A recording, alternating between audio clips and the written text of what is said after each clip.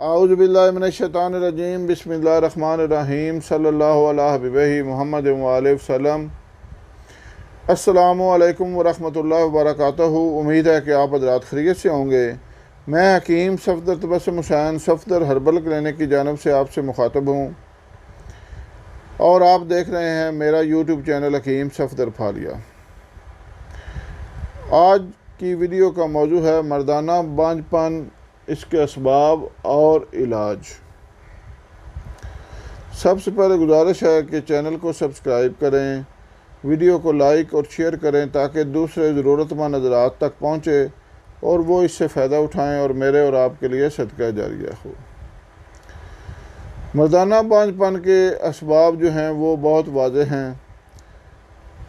जो भी बच्चा नौजवान जब जवानी की हदूद में कदम रखता ही है तो उसका वास्ता पड़ता है इस मुआशरे से। जो गंदगी की लहर है, जो सोशल मीडिया पर गंद भरा पड़ा है, नंगी वीडियोज़, नंगे रसायल, गंदे रसायल और गंदी कहानियाँ और गंदी सोबत, इन सब से जब उसका वास्ता पड़ता है तो वो फ़ौरन मुश्त जनी की तरफ मायल होता है। मुश्त जनी कर कर के जो जिस्म के अंदर मनी बनाने वाले जो अज़ा हैं वो अपनी नशो नुमा तक सही तरह नहीं पहुंच पाते और मनी का बनना कम हो जाता है, हत्ता कि ख़त्म भी हो जाता है, जिसका नतीजा ये निकलता है कि स्पर्म कमज़ोर हो जाते हैं, स्पर्म कम हो जाते हैं, स्पर्म बिल्कुल ख़त्म भी हो जाते हैं, मादा मनवैया में पस पैदा हो जाती है और ज़ोफ़ेबा और सूरत अंजाल इन ही सब चीज़ों का नतीजा है। सबसे पहले असबाब को दूर करें। अगर ज़ोफ़ेबा और सूरत का आर्जा हो तो इनका इलाज करें। अगर मादा मनवैया में पस सेल का अखराज हो रहा हो तो उसके लिए अलहदा नुस्खा है। आज मैं वो भी आपको बता रहा हूँ।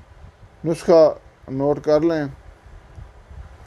शबजमानी, सब्ज़ इलायची, संदल सफ़ेद, गेरू हर एक 20-20 ग्राम, रोगने संदल और रोगने बेरोज़ा हर एक 10-10 ग्राम, हल्दी 30 ग्राम।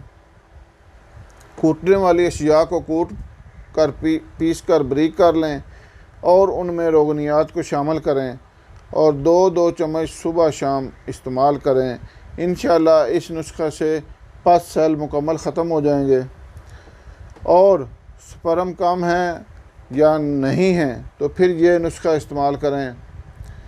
मगज़ जिया पोता, खरातीन मुसफ़ा, मगज़ चरवंजी, मगज़ फंदक हर एक 60-60 ग्राम, सतावर, शकाकल,